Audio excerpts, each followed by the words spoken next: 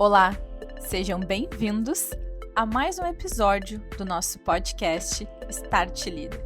O assunto de hoje é inclusão e diversidade, um assunto que está em voga e se tornando cada vez mais um diferencial competitivo das marcas empregadoras. Porém, quero confessar que eu ando tendo alguns sentimentos que me incomodam um pouco.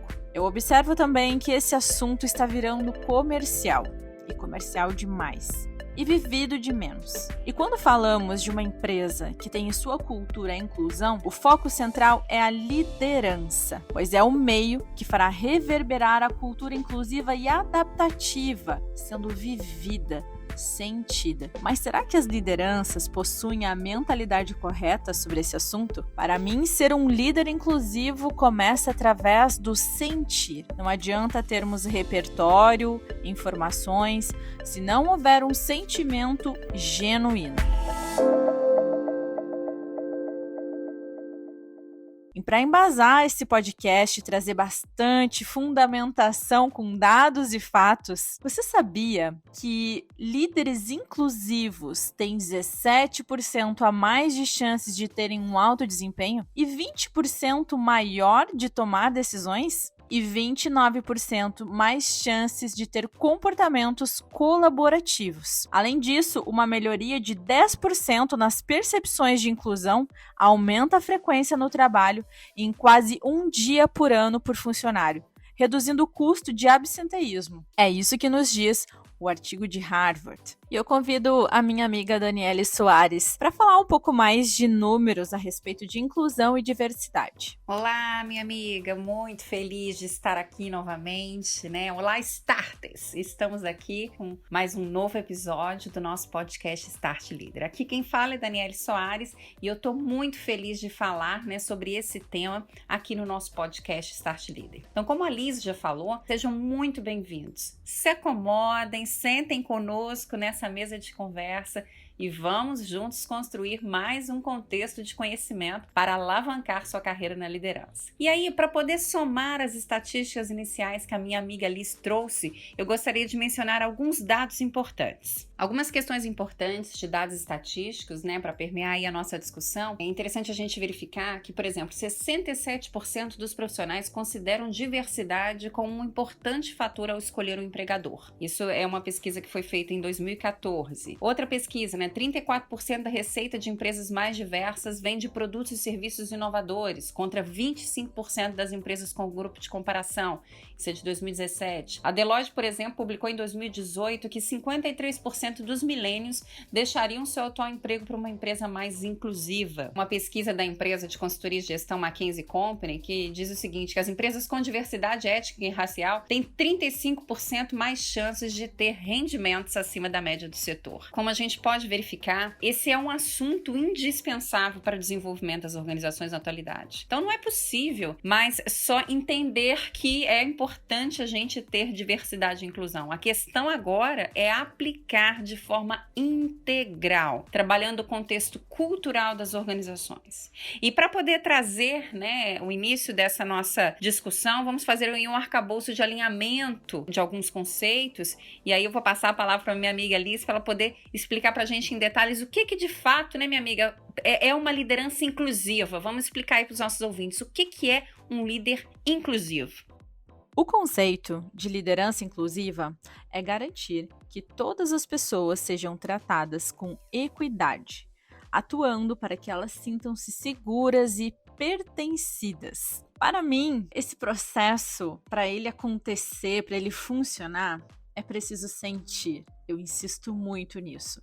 Tudo começa no campo do sentimento e depois devemos ir para a razão. E para sentir, precisamos nos dedicar à reflexão, interação e diálogo, para entendermos a realidade de uma pessoa com deficiência, por exemplo. Entendemos o universo da comunidade LGBTQIA+, por exemplo, das pessoas negras que passam por situações que não imaginamos, por preconceitos e julgamentos que não conseguimos ter noção de forma abrangente, porque não estamos na pele e nem imaginamos os desafios enfrentados, né, os medos, os dilemas. Aí fica aquela pergunta: Será que temos esse cuidado de aprender a buscar informações e ouvir com atenção para desenvolver empatia? Porque para mim a liderança inclusiva, ela reflete em uma nova maneira de conduzir equipes, como um todo. A gente precisa olhar além das ferramentas e estruturas tradicionais de avaliação. Não dá para utilizar métodos antigos de gestão de equipe num universo onde precisamos olhar de forma mais eficiente para a questão da inclusão e diversidade. Eu acredito que é sobre respeitar a singularidade, né? O que gera um senso de pertencimento e voz na tomada de decisões. Assim, as pessoas se sentem mais incluídas. Então, tudo isso diz respeito a tratar as pessoas e grupos de maneira justa, com base em suas características únicas e não mais em estereótipos. Valorizar a singularidade do outro, né? Só que para isso acontecer é necessário que o líder também desenvolva empatia. Alavancar o pensamento de diversos grupos, dando espaço de fala. Todos precisam ter voz. Todos. Os colaboradores, quando estão em um ambiente em que sua voz tem alguma importância, sentem-se mais confiantes, pertencentes à empresa e mais dispostos a fazer acontecer.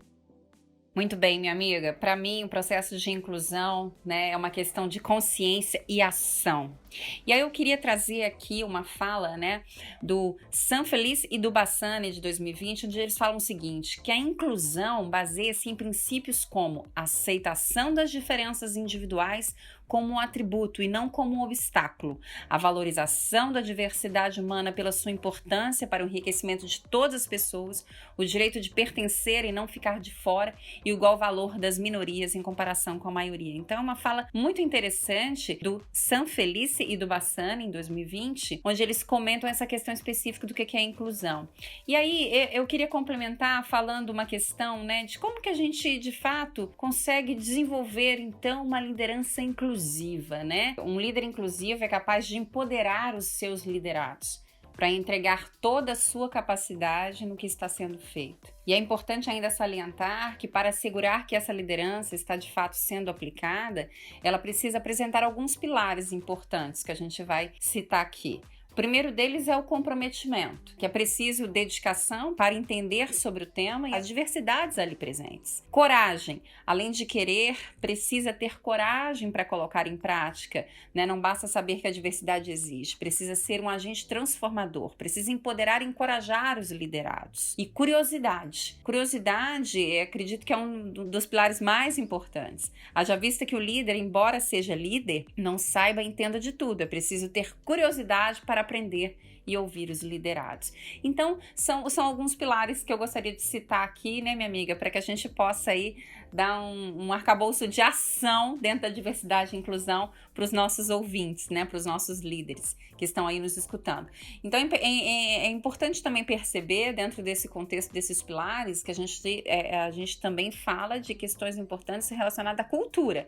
Trabalhar o comprometimento, a coragem, a curiosidade, né, dentro de um contexto cultural, porque a diversidade e inclusão ela tem que fazer parte do processo cultural da organização. Ela não deve existir somente dentro de um alinhamento específico isolado, ela deve fazer parte de um conjunto completo.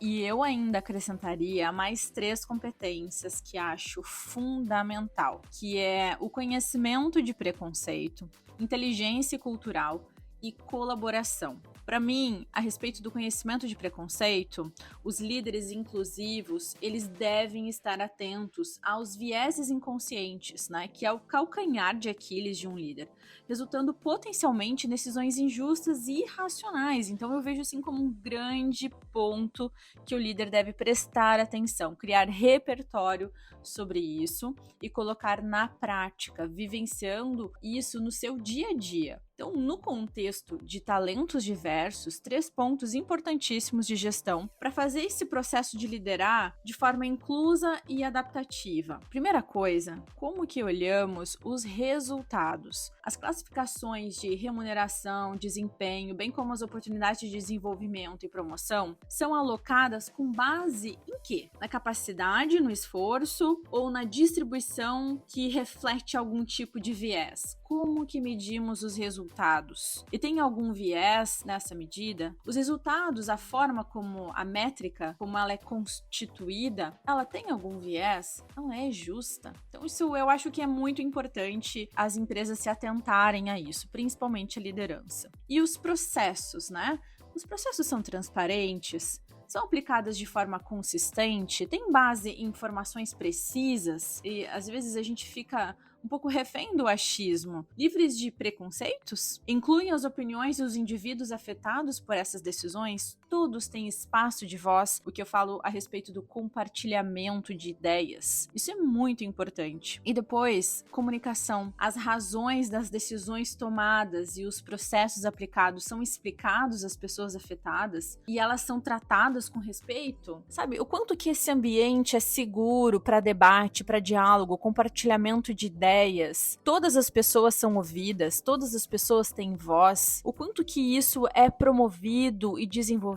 E vejo a liderança como peça-chave para ser uma alavanca desse processo. E depois, um traço que eu acho muito importante é o líder ser culturalmente inteligente. Líderes inclusivos são confiantes e eficazes em interações transculturais. Embora seja importante uma compreensão das semelhanças e diferenças culturais, reconhecer como a sua própria cultura, entende? Afeta a sua visão pessoal de mundo, né? Os nossos viés, as nossas crenças, nosso contexto de criação familiar, né? O ambiente em que crescemos, né? As crenças que foram sendo constituídas ao longo da cultura que a gente estava inserido, né? E também como que os estereótipos culturais podem influenciar as nossas expectativas em relação ao outro. Será que a gente para pensar a respeito disso? Né? Então, aprofundar a nossa compreensão cultural. Estamos atentos a culturas diferentes? Estamos nos informando, procurando ter informações e ouvindo pessoas de culturas diferentes? E para aprender, né? E ter experiência através desse ambiente que muitas vezes para nós é desconhecido e a gente vive na nossa bolha, né? Sem entender que existem uma diversidade de culturas ricas que podem promover um grande conhecimento. Essa curiosidade leva a valorizar ainda mais as diferenças, para somar, desafiando as tendências etnocêntricas, né? Que levam as pessoas a julgar outras culturas como inferiores à sua, permitindo que elas construam conexões mais fortes. Olhar para o diferente com um olhar de curiosidade e respeito. E a primeira pergunta a se fazer é: o que eu posso aprender? O que é rico para mim? O que pode agregar no meu conhecimento e através disso fazer a diferença nas minhas atitudes, na minha forma de pensar? E depois, um traço que eu acho assim muito importante, eu queria trazer um exemplo pessoal, que é um traço colaborativo.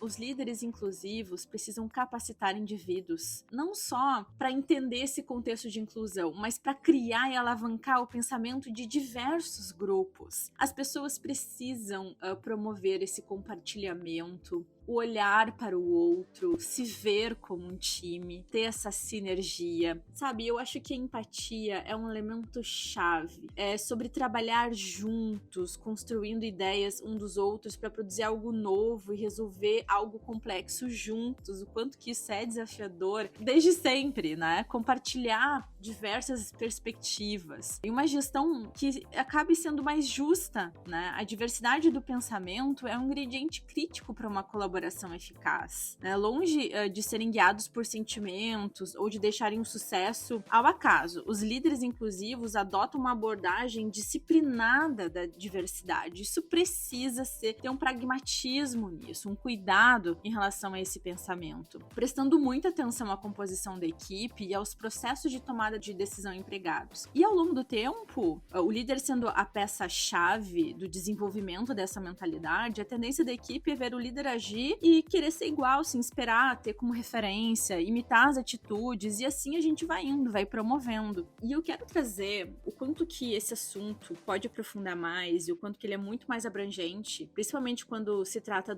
de nós mesmos como seres humanos, sabe? Essa questão da colaboração. Será que nós, hoje, como pessoas, estamos atentos às dificuldades dos outros, que têm características diferentes, não só de pensamento e de cultura, mas questões físicas, por exemplo?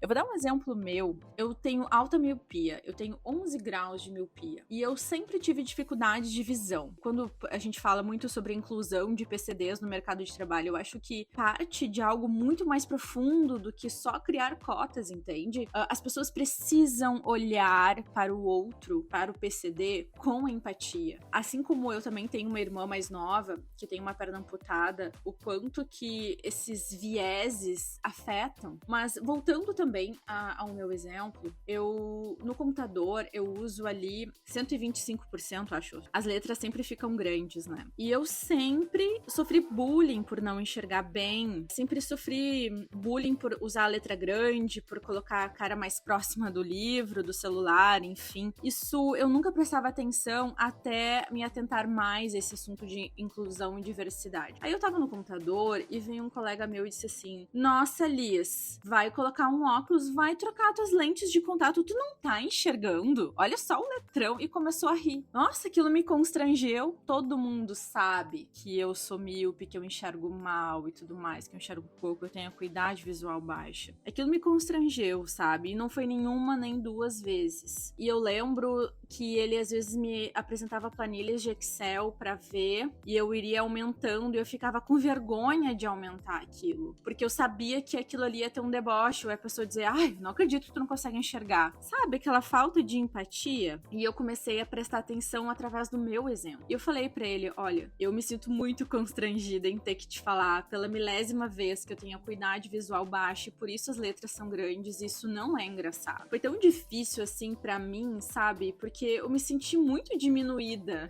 Eu me senti, nossa, eu pensei assim: meu Deus, eu só não enxergo, de resto a minha inteligência ela continua intacta, e não tem graça isso, não tem graça eu não enxergar. E assim, eu fui tentando me colocar no espaço de voz, né, o quanto que aquilo me incomodava. Poxa vida, me incomoda isso, não fala desse jeito. Então assim, eu vejo, será que a gente presta atenção no nosso comportamento, como que a gente enxerga o outro, e as dificuldades do outro, as diferenças do outro? Por que é engraçado quando uma pessoa não enxerga, entende? Então isso me fez pensar. Ou quando eu tava olhando no celular e a letra do WhatsApp tava super grande, veio um colega e disse: meu Deus, mas tu é cega, hein? Cara, isso machuca, isso constrange, isso não é legal. E tu sabe que de tanto eu me posicionar e colocar a minha voz ali, esses dias, esse mesmo colega, ele veio e disse assim: olha, Liz, eu fiz a planilha e eu já coloquei ela num zoom maior pra que tu pudesse enxergar. Nossa, aquilo foi tão importante pra mim, porque eu pensei assim: meu Deus, ele entendeu.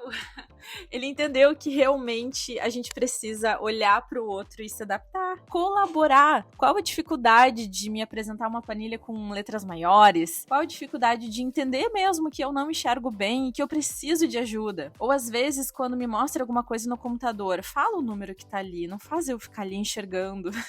Quantas vezes eu já fingi que tava enxergando pra não passar a vergonha de dizer: ai, não enxergo. Então, eu penso assim: poxa, se eu sinto isso, né? Imagina as outras pessoas. As pessoas que também têm uma deficiência física, como que elas se sentem diante disso? Então eu vejo que, acima de tudo, nós como pessoas precisamos olhar pro diferente com mais respeito e com mais empatia. Olhar pro outro e não achar engraçado a diferença do outro. Por que é tão engraçado uma pessoa míope? Por quê? Por que a gente ri? Então eu acho que quando a gente fala de diversidade e inclusão, esses detalhes a gente precisa refletir. Parece algo bobo, mas não é bobo para quem sofre. E durante tanto tempo eu senti vergonha, hoje eu não sinto, eu assumo, eu não enxergo bem. Eu preciso de ajuda em algumas coisas. Então eu vejo assim o quanto que a gente precisa começar isso dentro de nós, da nossa mentalidade, da nossa forma de enxergar, do respeito pelo outro, de ter empatia com o outro, de perguntar, sem desmerecer, mas perguntar para compreender e se adaptar. Eu acho que isso é muito, muito importante. Então, é um exemplo meu, mas que me fez olhar esse universo de inclusão e diversidade completamente diferente. Né, através da minha vivência. Então, existem questões, sabe? E essa é um grande exemplo que a gente não pode mais ignorar ou deixar de lado. O líder precisa prestar atenção no seu comportamento e mentalidade para perceber de fato, né, se ele é um líder inclusivo. buscar feedbacks para entender se ele é percebido como inclusivo, especialmente de pessoas que são diferentes dele, né? Promover diálogos regulares com os membros da equipe, criando espaços de fala, sabe? Não fazer com que o assunto seja um tabu, mas sim falar e promover um ambiente seguro para isso. Dar às pessoas chance de falar, convidar pessoas diferentes para a mesa e conversar com uma rede mais ampla, né? Procurar a oportunidade de trabalhar com equipes multifuncionais ou multidisciplinares para alavancar diversos pontos. Então, e verificar o nosso impacto, né? Buscar sinais se a gente está realmente fazendo a diferença nesse assunto. E se perguntar, há um grupo mais diversificado de pessoas compartilhando ideias com a gente? Há pessoas que estão trabalhando juntas de forma mais colaborativa, né? Esse pensamento assim, poxa, eu adaptei aqui a planilha para te ajudar, para ficar melhor para tu enxergar. Será que a gente tá fazendo isso? Ou simplesmente a gente tá ignorando a diferença e a dificuldade, a necessidade de adaptação do outro? O quanto que isso é muito mais profundo do que a gente imagina. Há sempre o que aprender. E isso é para a vida toda, né? Sobre como se tornar uma pessoa mais justa e acolhedora, para aproveitar esse poder da diversidade. Nossa, eu vejo assim, depois, toda a minha família, né, tem problema de alta miopia, isso para nós sempre foi um problema normal e a gente nunca se considerou, assim, pessoas com deficiência, sabe? Tá muito normalizado isso dentro da minha família. Mas quando a minha irmã mais nova, aos 18 anos, teve que amputar a perna, né, depois de um acidente, o quanto que ela ensinou pra gente, meu Deus, ela ensinou muito pra nós. A capacidade de adaptação, nos convidou pra olhar pra esse assunto de forma diferente, a nossa família toda, né? O quanto que ser PCD hoje é tão desafiador e o quanto que existe um preconceito, viés inconsciente, né? Minha irmã, eu já tive que ouvir ela várias vezes falar que ela só não tem a perna, o resto tá tudo funcionando. Cara, a gente precisa dizer isso, sabe? A gente precisa explicar isso. Às vezes, pra mim, soa um pouco meio absurdo, mas o quanto que o viés atrapalha, quanto que os julgamentos atrapalham. Então, a minha irmã hoje tem 33 anos, 34, e tem um filho, e é uma pessoa maravilhosa que tem me ensinado muito sobre isso, sabe? E a gente vem abordando no nosso trabalho também de recrutamento e seleção através da RHF, o quanto que isso é urgente dentro das empresas e a gente tá começando, tá muito embrionário ainda, sabe? Essa mentalidade inclusiva, ela sim começa através da empatia e do sentimento. E a gente vive isso juntas, eu e minha irmã, na prática, sabe? Vendo, às vezes, os posicionamentos de liderança, às vezes a falta de informação, a questão dos vieses, o quanto que a gente precisa evoluir nisso. Mas eu fico muito feliz, ao mesmo tempo, de que esse assunto agora está cada vez mais em alta, tá na hype. Então a gente precisa aproveitar isso e fazer disseminar essa mentalidade tão importante que é questão de humanidade, sabe? Quando a gente fala assim, um líder humanizado, a gente precisa prestar atenção nesse ponto, principalmente de inclusão e diversidade.